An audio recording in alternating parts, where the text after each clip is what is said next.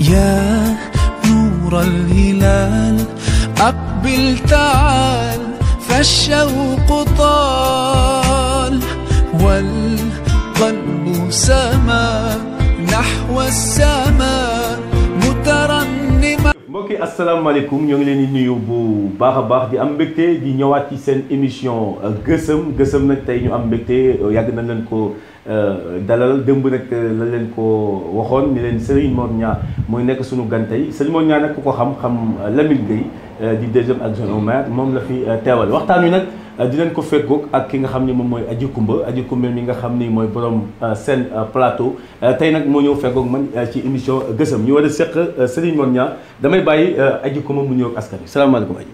maaleykum salaam Souleymane maa ngi nuyu bu baax a baax am mbégte ak contentement bokk ak yow li nga xamante ni moo di gësëm ay te daal di nuyu bu baax a baax téléspectateurs yi waaye nuyu tamit mbokk internet yi di bégg képp koo xamante ni yaa ngi suivre ci Xombal Bénthiene ak Xombal TV ñu ngi di sant bu baax. jërëjëf mbokk yi yéen a ngi jàkkaarloog seen télévision Xombal TV Xombal Bénthiene nga xam ni Xombal TV mooy télévision bi nga xam ni suñu yaay ci la ñuy mën a toog seen biir kër di seetaan émission bi ak tamit ñi nga xam ni ñoom dañoo yor seen téléphone di bouger fu leen neex ci àdduna bi ñu dem ak seen téléphone ñu dem ci Xombal Bénthiene YouTube ñu seetaan li nga xam ne mooy émission bi ñu fàttali leen ni leen nag am nañu caméraman bu am solo ak le réalisateur Pape Diaw lañ koy wax moo nekk ci ginnaaw lépp loo leen gis mu rafet ak mu naaj ak son bu leer kooku mooy Papa Diaw borom King Business ñu jëm ak sëñ Mor salaamaaleykum.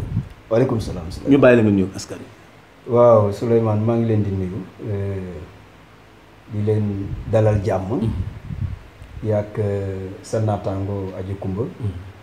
mais di nuyu aussi techniciens yi nga xamante ni ñooy tax nit ñi mën ñu gis. ñu nuyu aussi téléspectatrices ak téléspectateurs yi nga xamante ni ñooy seetaan Xombal Bénthiene ak Xombal TV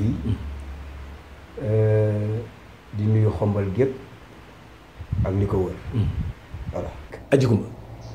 waaw Souleymane mais boo ma ne foofu rek laay dul baaraam. ndax xam nga bay xool diggante Lamine ak Serigne Mor. ci communication yi rek. waaw gis na lu bari loo xamante ni. Lamine ñu ngi ci yëngu. à chaque fois Serigne Mor ngay gis. mooy coordonnées yëpp. ñu bëggoon xam diggante Serigne Mor ak Lamine. lan fa demee lan la parce que coow li bari na Serigne Mor Lamine Gueye Serigne Mor Lamine Gueye c'est bien tontul question Adji Coumba bi. waaw bii. sa diggante moom ban xarit. ñaar yi mi ngi ci. ban. ñaar yi mi ngi ci. parce que Lamine ñoo bokkoon classe CI ci école 1. ku ñuy wax monsieur Faye yore woon ñu. ñu bokk classe di bokk classe école élémentaire ba bu ma juumulee bi ñuy dem CM2 ci la ñu tàqali ko ma dem ci Pascal moom mu dem ci Sele Diagne. bi ñu fa jugee it ñu jóge fa man ma ñëw ci CS maa ngi dégg sax may nuyu de passage waa ëttu CS boobu nga xamante ni nii man naan naa ci bokk ñu dem CS ci 90 jàng fa 2 ans après ñu doog a dem CM Coumba Diaggay boobu noonu la tuddoon bi ñu fay dem di fa jànge ji boobu ñu ngi def 4e c'était 93 94 ñu jànge foofu ba amee fi nu mu tuddati defee fi BFM man dama def sama première année BFM jàlluma ma jóge fi dem Dakar continuer foofu ba am BFM après defi sama cycle de nu mu tudd formation. waaw day jël soir rek. ak Serigne Mor. rek ci Lamine Gueye la ñuy jëm.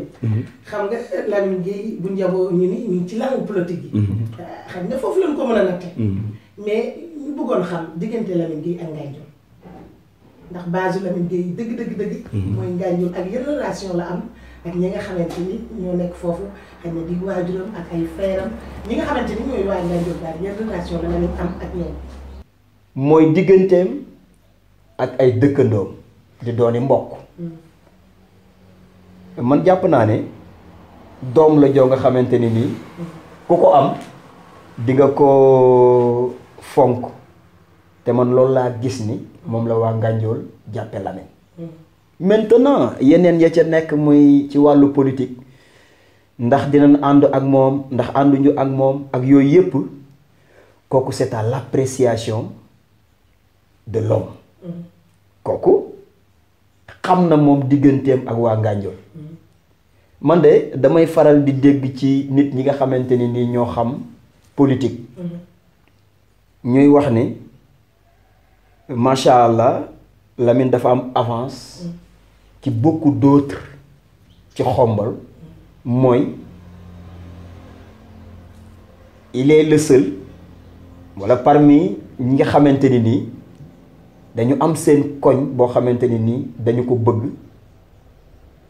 bu àggee ci politique yàlla mën naa dogal bu ko téyee ci loxoom la ca des dootul jafeeti moo tax ma jàpp ne relation bi entre moom ak waa Ngagne Ndiol relation bu rafet la parce que gis naa ni aussi lu mu wootee it waa Ngagne Ndiol ñoo cay jiitu ñoo cay mujj. est-ce que loolu rek doy na. est-ce que nag Mamadou Lamine def na jéego yi jëm ci waa Ngagne Ndiol yu wane kii seen doom la boo xam ne ci biir dëkk bi am na lu mu bëgg te am na fu mu jëm. waaw jéego yi moom am na. dafa tolloog nag daanu dajul fépp mais it il faut comprendre que ni liggéey bi day doog a commencer wala sax ñu ne ci échauffement la ñu toll. duggaguñu sax ci yëf yi pour mën a wax nit ñi exactement fi nu jëm.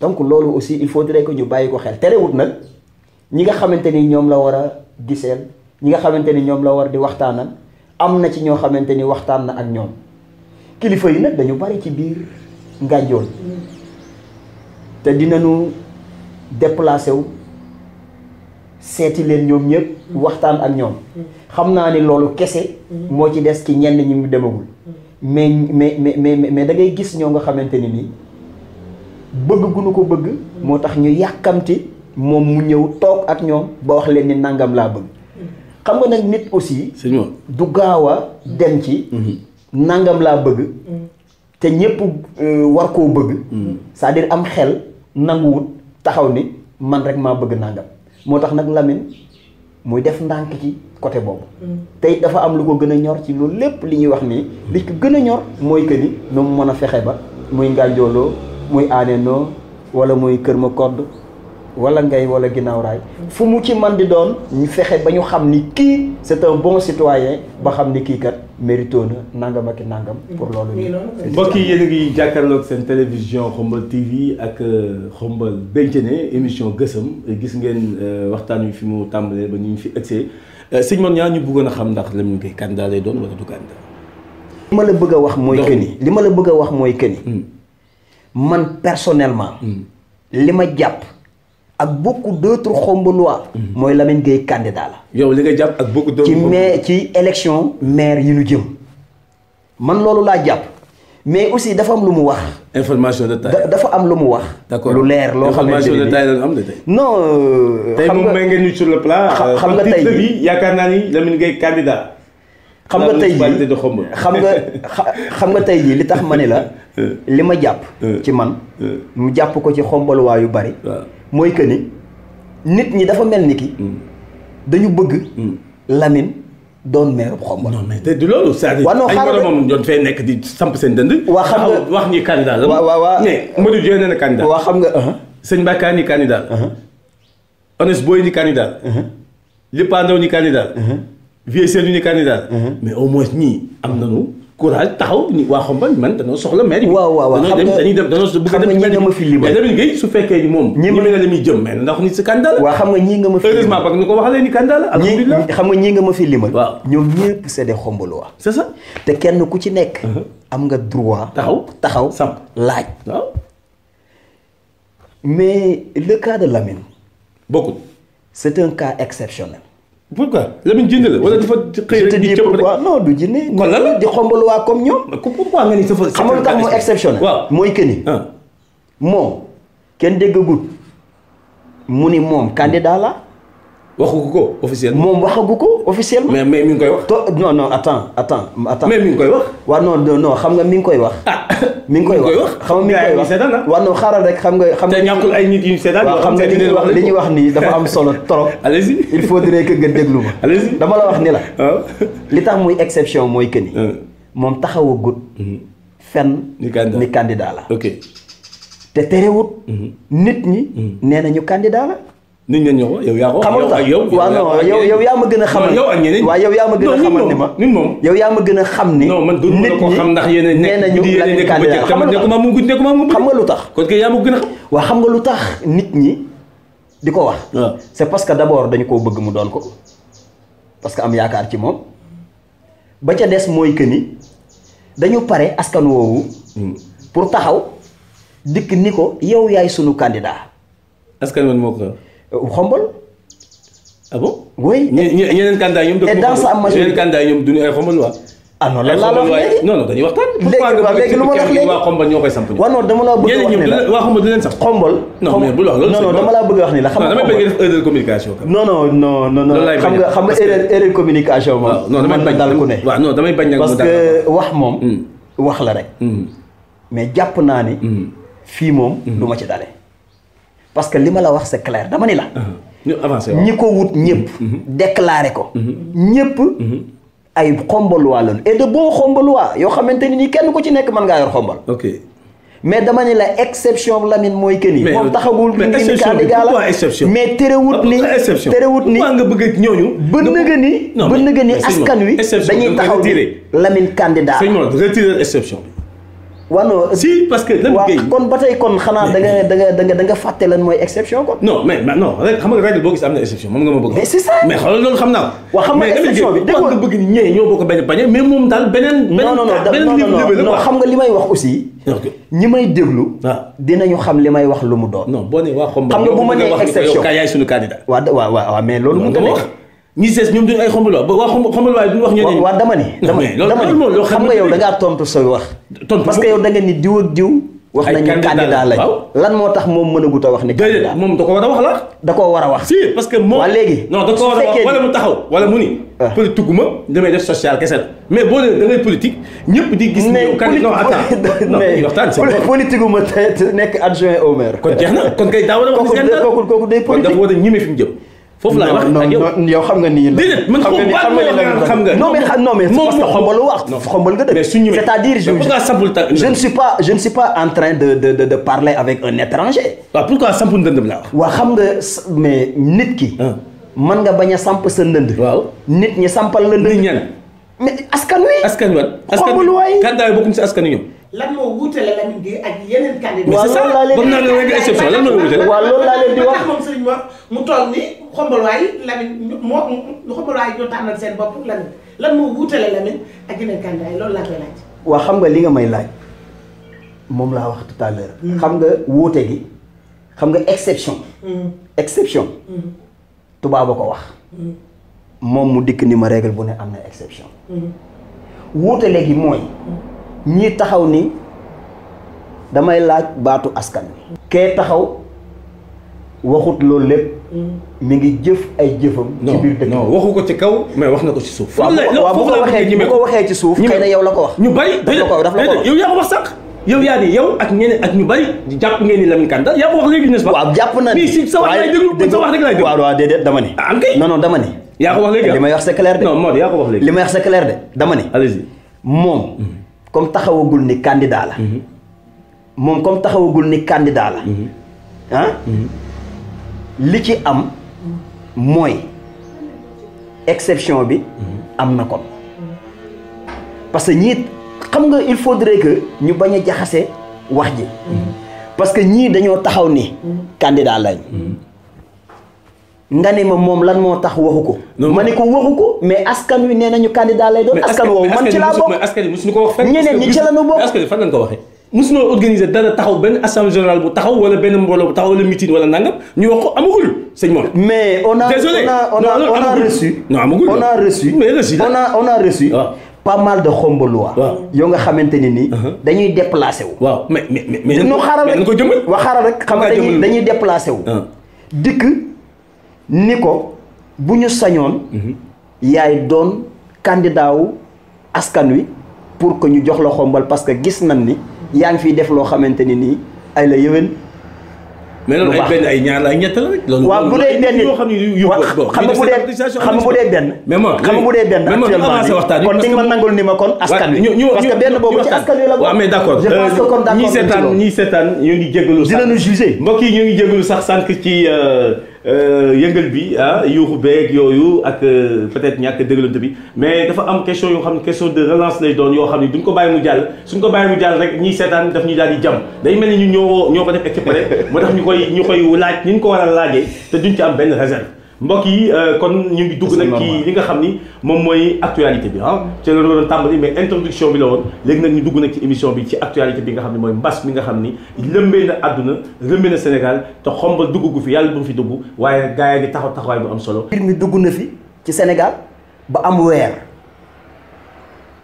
wala sax weer lu teg mu doog a gis ni xombal aussi dafa bokk ci ville yi nga xamante ni nii kenn ku nekk ci Sénégal yaa ngi fexe ba bu fa duggagul mu bañ a agsi bu fa duggee nga bañ xeex ko pour que mu bañ a évoluer mais ñu toog xombal defuñu réaction mais mu ni nag dina réagir moom en tant que citoyen xombalois mais pas en tant que autorité parce que bu doon am rek peut-être le maire de la commune dina jug def ko le maire n'est pas là xëy na ñi nga xamante ni nii ñooy ay collaborateurs dinañ ko def defuñu ko moom mu jug ni en tant que citoyen dina taxaw pour xeex xool nañ la ñuy xeexe li nga xamante ni nii mooy Covid-19 mu bañ a dugg ci xombal ci la fekk ni benn association boo xamante ni nii ay médecins xombalois ñoo ci daje muy xombal et environ assistance médicale ay gone yoo xamante ni nii ci wàllu médecine la ñuy yëngu te dëkk xombal ak li ko wër ñoom ñoo ko bind lettre xamal ko ni ko da nga bokk ci ñi nga xamante ni yaakaar na leen pour ñu jàppale ñu pour ñu def prévention au niveau de xombal contre le Covid-19 te li may wax aussi ñoom dinañ ko confirmer wala ñu infirmer su fekkee ni du dëgg bi mu jotee moom mail bi mu woo ki ko envoyé muy le président ni ko comme yéen da ngeen a xalaat lu rafet pour def fekk na ñun ñu xalaat ko bay xool naka lañ koy defee léegi li ma bëgg mooy nañu ko bokk àndandoo def ko bu nu demee xombal ñu xool ñi ci war a bokk ñépp sans exception ñu boole leen ci teg comité boo xamante ni nii yéen a koy diriger man la ma ca am mooy que ni jàppale leen ci pour que loolu mu avancé yàlla dogal bi ñu dikkee ñu convoqué une réunion boo xamante ni nii c'était pour monter un comité de prévention contre le Covid-19. médecin chef bi fekk na boobu mi ngi doog a ñëw à Xombol représenté par son adjoint docteur Ndiaye le chef de brigade de gendarmerie ñëw en l'occurrence le commandant Diop le chef de service des sapeurs-pompiers ñëw monsieur Diallo le chef de service d'hygiène sous-brigade d'hygiène bi nekk Xombol monsieur Sarr jiite ko ñëw les partis politiques ñëw ñu ràññee ci ay représentants ñu jóge ci réew mi ñi jóge ci parti socialiste yi ñi jóge ci APR ñi jóge ci Pastef ñooñu ñëpp ñu daje jeunesse de développement bi tase mën nañ ci lim conseil local de la jeunesse jeunesse sportive bi ñëw mën nañ ci lim la zone 6 de Khombole les imams les délégués de quartier ñooñu ñoo fa nekk ñu toog monter comité bi comme niñ koy defee partout dans les communes et la mairie le maire de la commune était représenté par son plus proche collaborateur monsieur Omar Fall et le chargé de la santé au niveau du conseil Serigne Ndiaga Diouf ñu di ko toog ñu monter comité médecin chef district bi jiite ko dañu jël système bi nga xamante ni nii moom la ñu def partout dans le Sénégal commune boo dem bu ñu monter comité bi médecin chef bi moo koy jiite ñu monter ko médecin chef jiite ko monsieur le maire Lamine ni leen nag comme monter nañ ko man duma ci bokk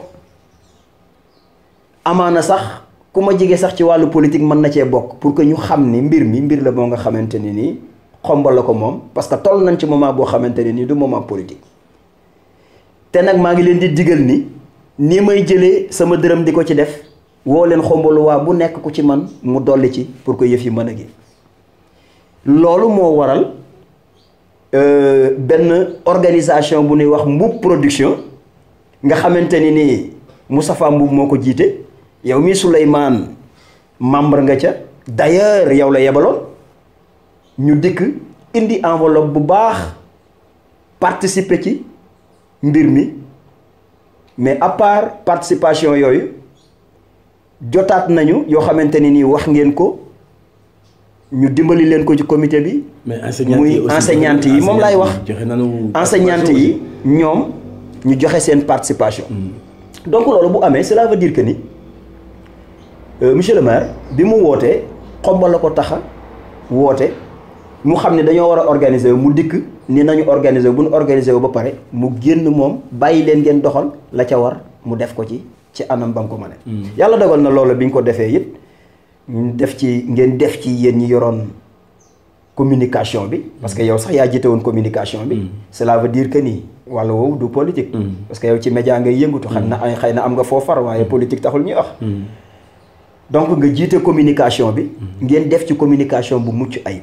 def une semaine boo nga xamante ni nii da ngeen a dugg ci dëkk bi ak li ko wër sensibiliser nit ñi wax leen mesure barrière yi nga xamante ni moom la ñuy utiliser mais yàlla dimbali ñi ci loolu ba ñu toog fii tey boobaak léegi mu mat 2 weer ba ñu toog fii tey Khombole amagul cas yàlla nu yàlla gën a dimbali ba du am cas mais loolu nag ginnaaw yàlla bu ñu ko santee julli ci Seydina Mouhamed mais àla kuliyal Khombole waa bu nekk dina ni ñi ngi ciy sant Lamine Gueye sant ci aussi yéen ñi nga xamante ni yéen a nekkoon ci mbir mi parce que it mbir mi boo dikkee rek financé ko boo amul ay éléments yoo xamante ni ñoo liggéey bi mais liggéey bi du dox loolu moo waral loolu mu am lu jiitu loolu mu ànd ko ak service d'hygiène ak sapeur pompier ak comité bi yëpp ñu dem marché raxas ko ba mu set wicc désinfecté ko pour que lépp loo xamante ni nii mooy microbe wala yu demee noonu mu jug fa bu ko defee nit ñi mën a soobuwaat ci seen mbir mais loolu bi mu amee pratiquement xëy na defagu leen seen évaluation mais nag maa ngi leen di interpeller pour que ngeen def seen évaluation parce que maa ngi interpeller vraiment directement ci télé bi le médecin chef bi nga xamante ne nii moo nekkoon coordonnateur bi c'est ça ñu def évaluation xam nga évaluation li tax mu baax mooy que ni daf lay permettre xam nga bu ñuy wax évaluation bu ko nit ñi déggee dañuy wax wàllu xaalis ak yu demee noonu alors que loolu taxul ñuy wax c'est-à-dire évaluation mooy li nga xamante ni moom nga def ba egsi fii ñu natt ko lan moo ci baax xam nga toujours dina am ay erreur lan moo ci baax ak lan moo ci négatif ñu xool li ci négatif ñu mën koo jubbanti pour que après loolu dem parce que am na ñoo xamante ni nii nee nan ma sensibilisation bi dafa baax tellement que il fallait continuer mais heureusement que district bi ñi yor seen communication jël nañu initiative ñoom itam après pour continuer communication boobu continuer sensibilisation bi te it yàlla dogal na ñoom itam bi ñu koy defit xam nañ ni nit ku baax mi ngi ci dëkk bi dinañu dem ci moom wax ko munu leen li ngeen soxla munu leen nangam lañ soxla mu def ko pour que loolu mu am en l'occurrence monsieur le maire Lamine Gueye donc yooyu yëpp c'est des affaires yoo xam ne léegi parfois dinañu mën a comprendre am na solo am na solo bu ne exception rek am na solo day am foo xamante ni loolu moo tax ñuy wax exception mais am na solo li nga wax yëpp am na solo li nga wax yëpp am na solo c'est vrai maa représenté woon le Mbu Pro 100 000 francs yi ñu jox li ñu participé ci affaire bi ñu jox ko ki nga xam mooy le médecin chef loolu c'est clair loolu c'est vrai tamit enseignants yi ñu ngi leen jaajëfal ñoom it participé nañu ay savon ay eau de javel affaire yu bëree bëri tamit c'est extraordinaire loolu am na solo maanaam loolu xeex bi moo nekk xeex boo xam ne xeexu ñëpp la noonu la ko Lamine Gueye defee noonu la ko ñeneen defee loolu j'espère que gis nga ko yow mën nga ci duut baaraam yow waaw xam nga d'accord ni ko Lamine Gueye defee du ñëpp noonu lañ ko defee bu ñu waxee la yàlla tam tax mais am na ñu ko def waaw non xam nga leen wutale mooy non c'est-à-dire xam nga dañuy waxtaan rek parce que ñëpp sensibilisation ñëpp waaw xam nga sensibilisation la municipalité a débloqué 2 500 000 waaw da nga koy xeeb non jamais pourquoi il wax tuddoo la non jamais yaa ni affaire bi de politique waaw non nañu wax ñu kenn ku ne la nga def waaw déggoo li ma la xanaa léegi c'est plus pertinent xanaa déggoo li ma la xam nga dama ni la mais Lamine bi mu montee yëf yi daf ni leen bu leen yem ci man ok dem leen ci ñëpp ñu participer mais loolu moo waral ñëpp participer ok la municipalité mu génnee 2 500 000 mais loolu dañ koy magnifier d'accord ci li nga xamante ni mu def dem yóbbu loolu aussi bu ñu santee yàlla yi mais dañuy wax ne est-ce que bu fekkoon ni par exemple mais sincèrement su fekkoon ni par exemple Lamine dafa toog rek yéen itam ngeen toog rek kenn deful dara ñu dem ba moment bi mais mara day taali mais loolu moo waxal teel a jóg dafay baax teel a jóg dafay baax kon daal foofu lañ ko bëgg a wax foofu non li ma bëgg a wax rek mooy que ni damay ñaax la municipalité non la municipalité amul la leen ñaax li nga wax léegi mooy joxe nañ 2 500 000 non dama ne mais xam nga tubaab dafay wax ni il n'est jamais trop tard pour bien faire mais ñoom def nañ ba pare mais non ñoom def nañ ba pare dafa am contexte boo xamante ne boo ci nekkee xam nga mais def nañ ba pare xam nga waaw def gi moo tax may wax mais dama ne def gi par exemple dafa am lu waroon a jiitu lan la mooy lii Lamine def muy mais Lamine dikk taxaw ni nañu mel na ni municipalité moo ne parce que deuxième adjoint la yaa ko wax sax waaw dama ne waaw déglu ma expliqué dama ne Lamine bi muy def il n'a pas maanaam deful en tant que autorité je l'ai dit dès le début il l'a fait en tant que citoyen xombolois xamul lu tax man la am defante bi deful en tant que autorité mais Lamine aujourd'hui comme Demba premier et deuxième adjoint kenn ci ñoom amu ci benn prérogative ni nangam lii ci mairie bi actuellement parce que dañoo sippi seen loxo teg na lee sippi loxo maanaam bureau municipal lañ bokk gën a sippi dama ne démission wuñu dama ni non démission non dañuy waxtaan xam nga démission moom mënut a am parce que li ñu ko waa xaaral waaw dama ne xam nga maire yi maire la waaw mais nañ démissionné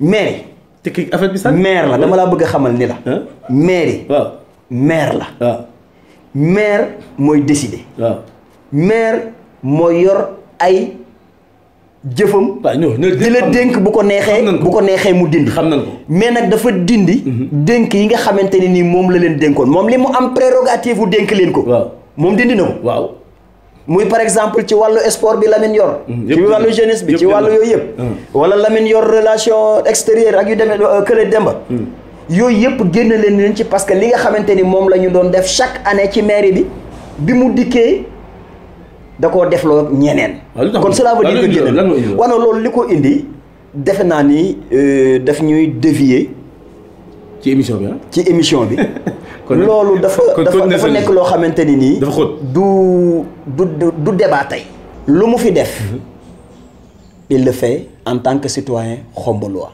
mais pas en tant que adjoint au maire parce que adjoint googu tur woo moo fa nekk mais leneen nekkatu fa. waaw bon loolu c'est clair mais ñu jóge foofu ci sensibilisation. te it aussi il faut comprendre que ni. waaw sensibilisation yooyu ñu def. matériel yeen ca def. la nga xamante ni moo ca ànd lépp ça a tourné aux environs de 2,9 millions.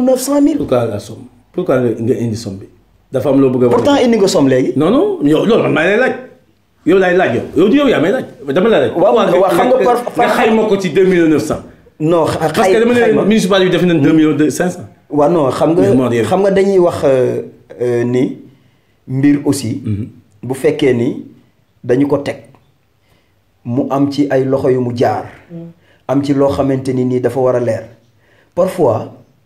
di ko génne. dafa am solo da ciy baax. waaw tey aussi dina leen permettre yéen ñi nga xamante ni nii yéenay jox askan wi. waaw ngeen xam li nga xamante ni nii moom ngeen di wax. waaw léegi nag ñu ñëw ci loolu daf ci baax sensibilisation bi def nga ko comme ni nga ko waxee def nga sensibilisation bu am solo une semaine. ñëpp def ngeen ko yéen.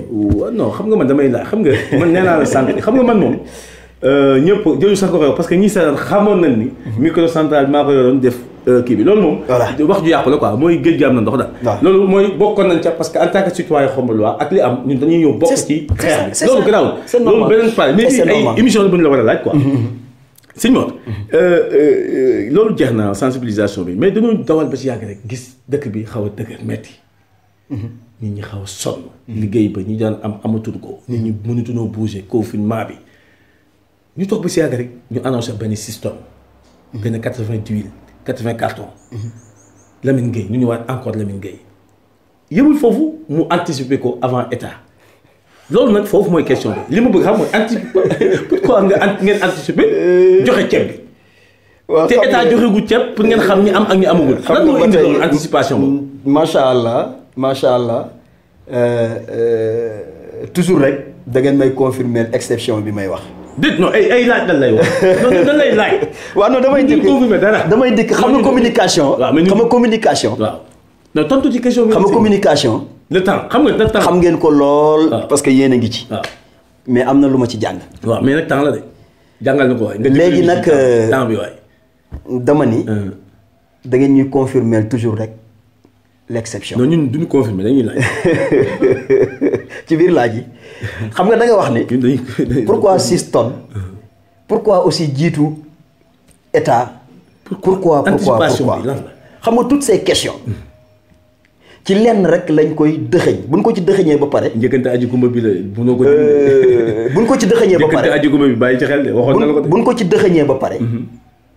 dañ lay wax ni la boo ko bëggee ñu tasaare ko mais dëxëñ bi mooy. wax nga ni nit ñi dañu sonn mais ku sonn. mais est-ce que da ngay toog di xaar kenn pour mu réagir nga doog a def. bu la yàlla dimbalee nga mën dara te war a def mais waruloo xaar par exemple dara surtout que nga xamante ni ñu sonn la te soxla il n'est pas le seul boo xamante ni nii moo réagir. non ñu réagir bari na maa ngi si ñëw Honest Boy 2 tonnes ak 100 cartons savon loolu de da nga ko xeeb mais 2 tonnes. 100 cartons savon. mais c'est de l'argent. bu ma 950 000. bu ma jaxasee ak. presque 1 million. bu ma jaxasee ak àdduna. c'est quelque chose ah. xam nga.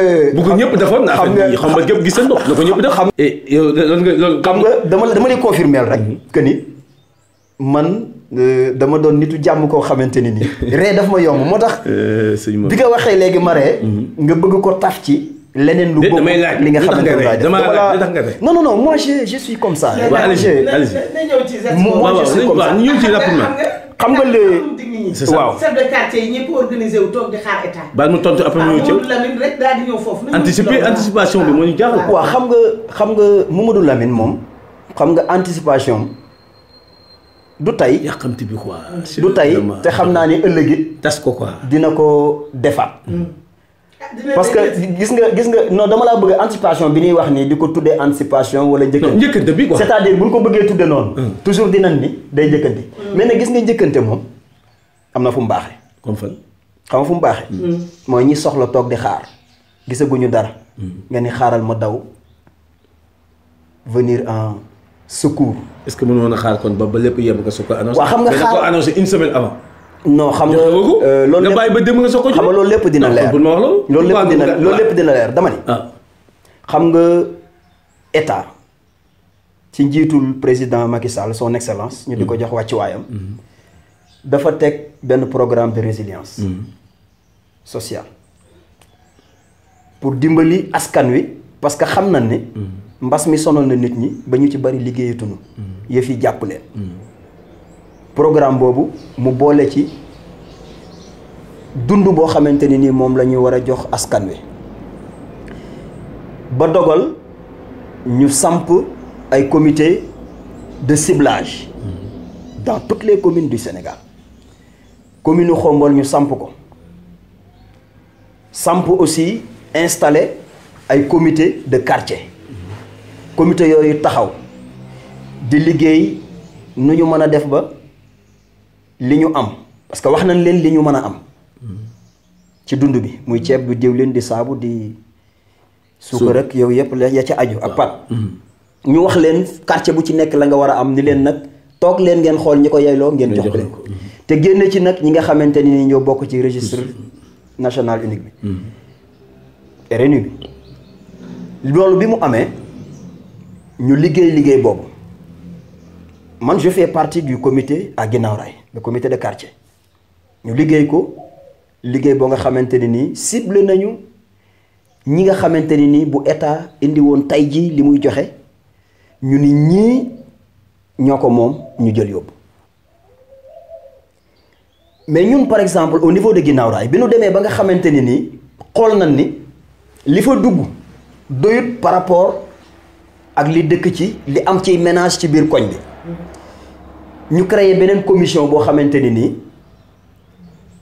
ca laa bokk ci commission boobu am sous commission ñu ni nañu xool ay bonne volonté yu nekk ci suñu biir quartier ñu woo leen pour que ñu indi ndimbal ñu dolli ko ci li président Macky Sall di indi bu dikkee ñu jéem a fexe ñëpp am ci parce que it quoi qu'on puisse dire askan wi ñëpp la mbir mi touché donc ñëpp ko soxla. bon foofu moom li ngeen fa récolté bari na. gis nga bi loolu amee. Guinaw Rail moom li ngeen fa récolté bari. gis nga bi loolu amee. ñun ñëw ci communal. waaw non xam nga ci laa jëm. dama ni damay xam nga dafa am loo xamante ni nii fu ci nekk dafa am ay escalier. doo tëb rek daal di dal ci kii bi. da ngay jaar ci escalier mais day gaaw nag escalier des fois nga daw nag ci escalier. léegi waaw d'accord. waaw dawal da ngay gaaw. léegi loolu bi bu fekkee ni dafa am ñu def loolu au niveau de Guinaw Rail bi ñu toogee di woo ñi nga xamante ni ñoom la ñu war a woo pour ndimbal dafa am ci sunu biir ku bokk ci commission bi koo xamante ni nii du man du jiili du keneen koo xamante ni dafay ànd ak Lamine ci politique mu ni ñu sama gars yi Lamine Gueye dëkkul Guinaw Rail mais xam nañ ni defkatu lu baax la dañ koy boole ci ñi ñuy laaj ndimbal ñu xalaat Lamine bi ñu ko waxee man leen pourquoi pas il faut l'appeler au téléphone woo ko téléphone mu ni man sax day da ngeen maa fekk ma programme boo nga xamante ni nii dama ni damay dimbali Khombole mais ndimbal li nag du ma ko jox kenn koo xamante ni nii dañ naan ñoo far ci wàllu politique ñi ma koy jox mooy comité communal bi nga xamante ni nii moom la ñu samp ci Khombole te tonton Macoumba Fall jiite ko ci ñoom laa koy teg ci seen loxo bu nu ko tegee ci seen loxo mu yóbbu ko ci comité yi nga xamante ni moom la ñu samp ci quartier yi te délégué de quartier yi jiite ko ànd ko ak askan wa fa nekk. mais defu ko noonu sëñ ma. bi loolu amee. defu ko noonu de. waaw maa ngi ciy ñëw. defu ko noonu de. maa ngi ciy ñëw. non moom mën na leen ko jox rek daal ci pare. waaw mais dafa leen ko jox ba pare. ni leen dafa leen ko nii. waaw loolu nag la moo jaaxal. waaw non dafa tegu ci yoon wi nga xamante ne ni. moom la état defee rek. comme état moom bonne volonté la. waaw non dama day ñëw pour appuyer le waa Khombole. waaw xam nga bu fekkoon ni dafay yem ci bonne volonté rek pour bëgg a def li ko neex. da ngay dikk daal di jox ko say nit ca Guinaw Rail jox ko say nit ca Anen. jox ko say nit est-ce que moom ñi benn la rek. non du benn. am système la nga nii waaye defal ma ko nii yóbbul ma fii temps yóbbul ma fii temps loolu moo gën a. waaw xam nga loolu li tax mu am. waaw mais pourquoi loolu fustigé wuñu le fait que état bi. ñu ni nangam lii mooy dem Khombole non kooku état la état ñun. ba pare wëlbatiku ni nangam lii mooy dem ci registre unique bi. non lu état. mais yooyu yëpp c'est non mais parfois nag day doon raison. ah bon waaw si day doon raison léeg-léeg parce que mbir mi déggoo li ma la mais ñaar rek moo ci nekkoon. mooy indi ko jox ko say nit ñu séddale ko ni mu leen neexee. waaw ak indi ko jox ko comité. jox leen ko 6 tonnes yi rek bàyyi. non doo leen ko jox 6 tonnes yi rek bàyyi noonu. ah bon. dama ni pourtant ñoom ñoo séddale pourcentage bi dem ci koñ yi. da ngay commission commission communale ñoo toog xool pourcentage yi war a dem ci koñ yi bu ne ñu defal ko ñu état defalu leen ko de. xam nga état du wàññi quartier yi. état li muy wàññi mooy communes yi mu am. mais état communes yi mu am yëpp daf ko wax ni commune Xombal nañ fa dugal nangam. waaw mais Mor commune tel fu ci nekk. d'accord léegi nag bi Lamine dikkee moom itam. waaw jaar foofu. nga xamante ni nii xam na moom. ñaata quartier moo fi am. ba pare xam système démographique bu Xombol. c'est-à-dire ni mu ko xam. maanaam boo gisee ñu ni quartier yi ñooy ëppale mooy que ni moo ëppale ay nit ñu fa nekk. parce que ñun toujours bu ñuy séddale. maanaam quartier yi gën a mag daal. toujours bu ñuy séddale noonu lañ doon séddale même bu magee aussi. toujours bu ñuy séddale noonu la ñuy séddale nit ki boo ko wóolu di ko jox. ni ko am lii maa nga ko dimbalee jox leen ko rek dem. man foofu laay wax. te loolu ñi ñu seetaan xam nañu noonu la war a demee. mais jox la ba pare nii la defal ma ko nii defal ma ko nii defal ma ko nii mais man nga ko defal sa bopp kon foofu la ñuy waxee. non tontu ci loolu waaw non dama ni. xam nga loolu non mais li ma ciy tontu c'est clair. mais paasal li ma ciy tontu c'est clair dama ni la. li nga xamante ne ni moom la def. man ak ñu bari. ànd nañ ci. nous on en a discuté au sein de notre comité de quartier. waxtaan ngeen ci ak ginnaaw raay. on en a discuté mais dans sa presque totalité ñëpp dañoo saluer geste bi. c'est-à-dire saluer geste bi mais joxe. geste bi non waxuma joxe bi. parce que lu am solo joxe bi façon bi mu ko defee. façon bi mu ko defee ni yóbbu leen ma ginnaaw raay ñeent fukki saagu. waaw lu tax kii lu tax mu wax yóbbu leen ma Nganjool juróom fukki saagu. yóbbu leen ma Aaneen ñeent fukki saagu. xam nga loolu li mu ko defee mooy que ni. moom pourcentage boobu xam na ni. Nganjool.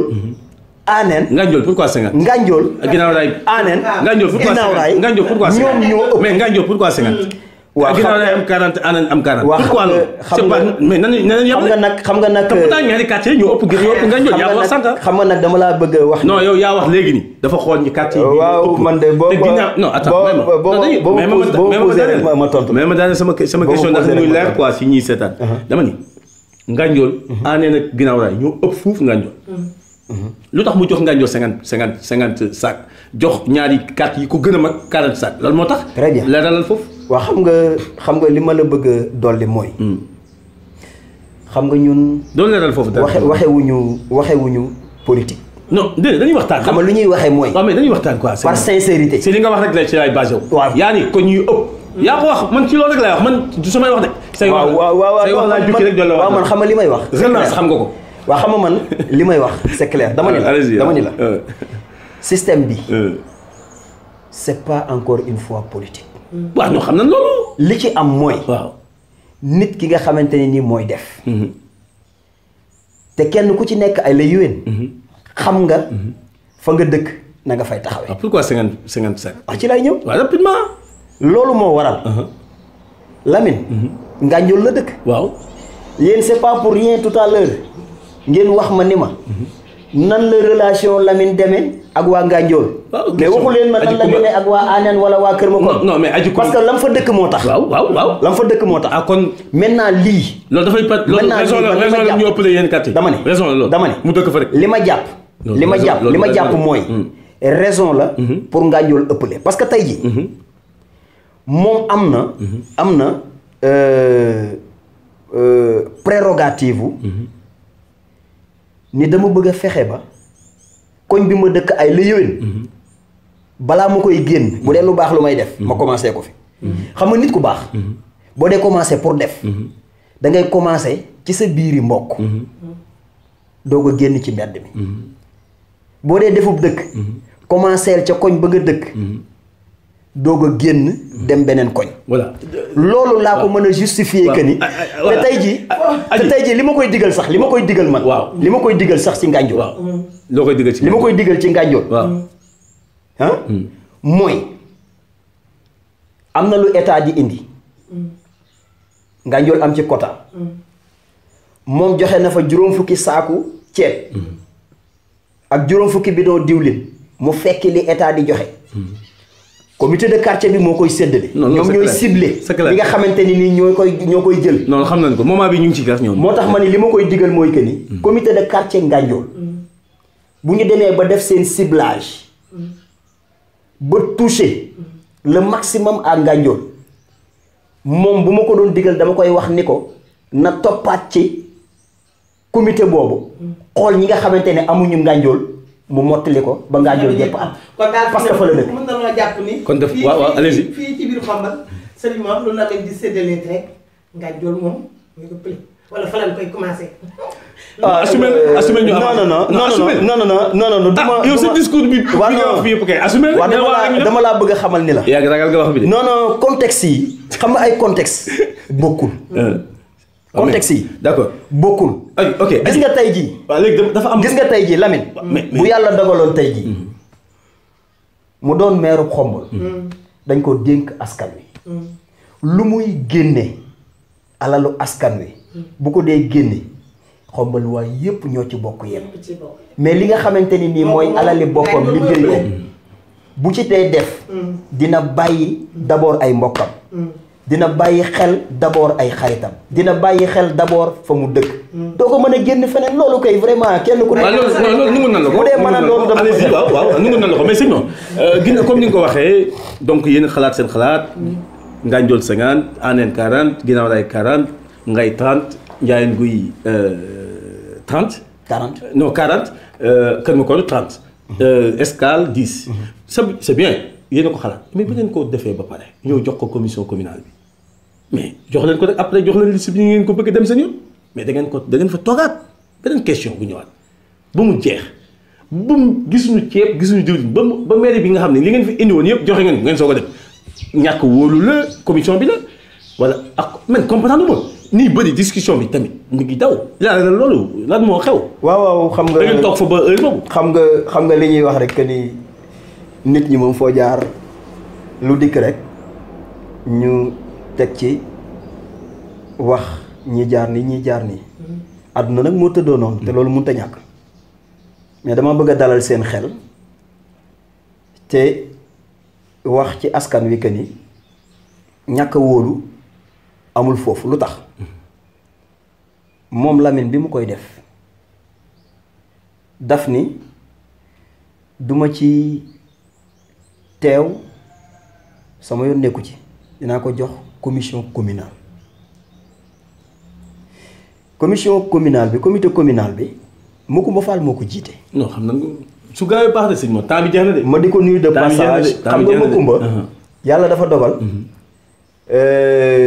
man sama xarit la noonu laa ko mën a tuddee parce que ci wàllu organisation même su fekkoon ni xamoon naa ci dara yi li ci ëpp lu ma ci xam moo ma ci formé ci juróom-benni at yi ñu ànd ci mairie bi moom bi mu ko joxee loolu li mu njëkk a xalaat mooy mu woo ma ñu ànd ci liggéey boobu moom Macoumba.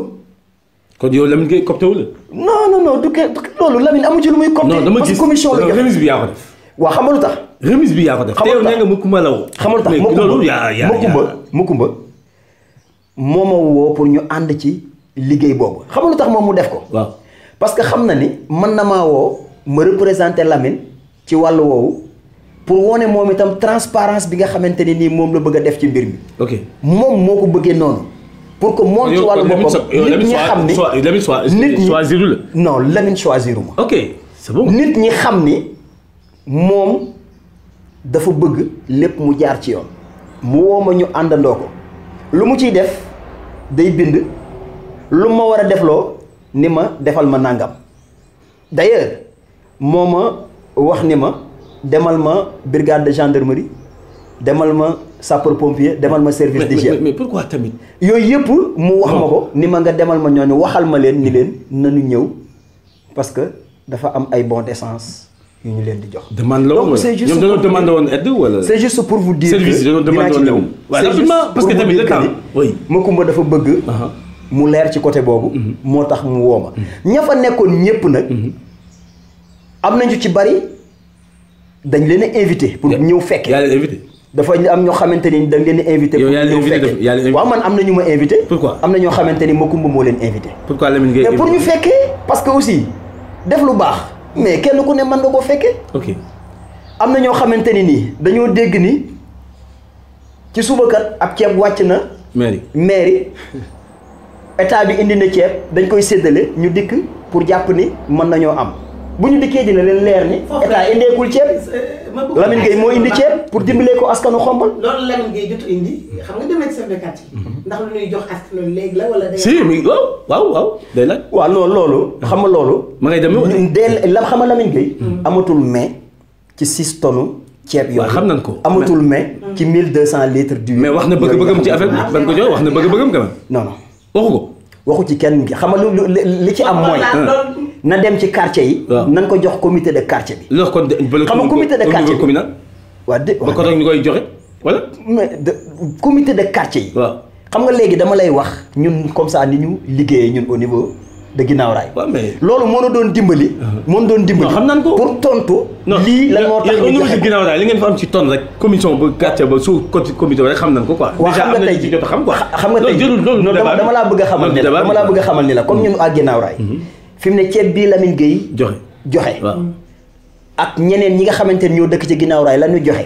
mais def nañu liste boo xamante ni nii ñooñu ñoo ko war a. non Lamine avant muy indi ceebam def quartier yëpp def nañ liste. waaw mais loolu moo tax waaw mais loolu moo tax Lamine Gueye amatu ci mais. dès l'instant que jox nañ ko comité bi rek.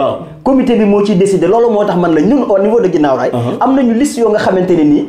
dañ ni kat ceeb bu Lamine Gueye bi dikkee. ñu jox ko ñi bu ceeb bu jëlee dikkee ñu jox ko ñi bu fekkee ni par exemple ceebu état dikk na def nañu liste ba pare ba yóbbu ko au niveau communal kon kenn ku ci nekk li nga indi am na cible service yi de demande lañ def wala waa service yi defuñu demande xel mi xam nga li ma lay non kan moo xalaat loolu waaw mais moom Lamine est-ce que service technique yi dañu def demande non defuñu demande non xam nga ce qui se passe. waaw allez-y baal ma egg baal ma daane. xam nga ce qui se passe. mooy.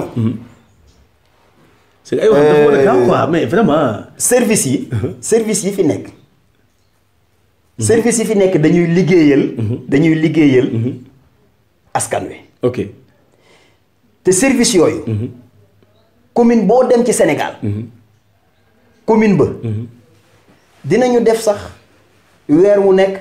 ñu yëkkati nangam ni carburant la pour brigade de gendarmerie wala sapeur pompier wala service d'hygiène. amul commune Xombol. leeruma. yow nga nekkoon fa nga ni la.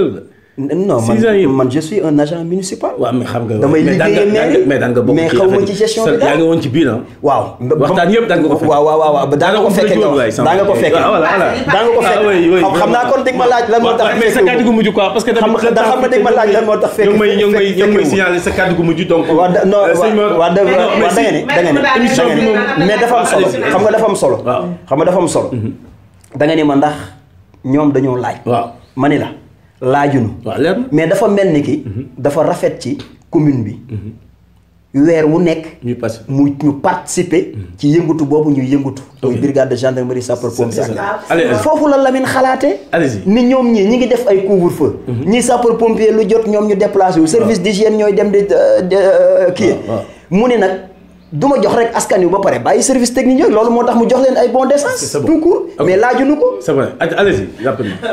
waaw li ma bëggoon xam rek mooy diggante Lamine Gueye ak leader yi nga xamante ni ñoo nekk fii ci dëkk bi yenn relation la Lamine Gueye am ak ñoom.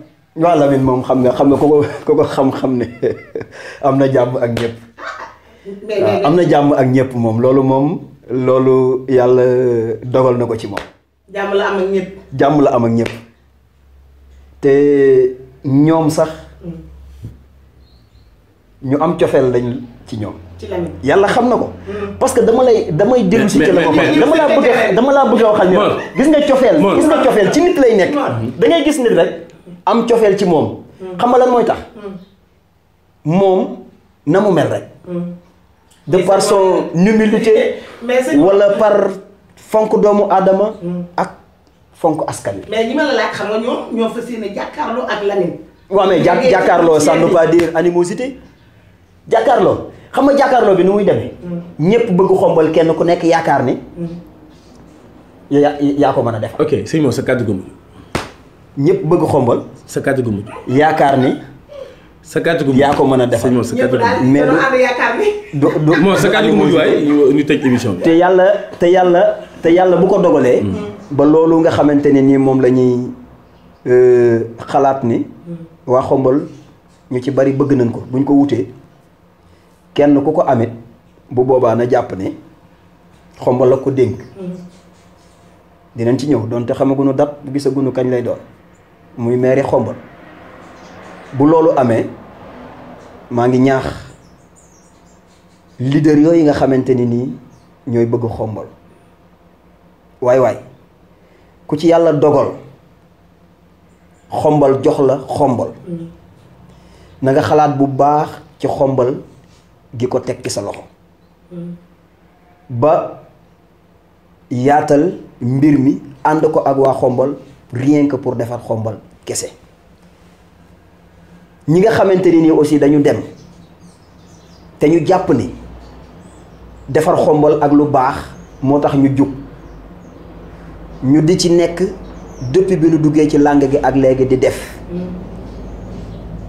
bu ñu ci demee it muy Lamine Gueye muy Demba Sibi wala muy Mëgëy Boy wala muy Mbaru Dieng wala Ablaye Tine wala keneen ku mu mën di doon bu yàlla dogalee kenn ci ñoom xombal jox la baat na ñépp àndandoo ñu liggéey pour defar xombal te kenn ku ci ne la nga doon def nga gën ko yokk parce que loolu la xombal soxla. moment bi ñu toll moment ak Serigne Mbacke Anne moment bi ñu toll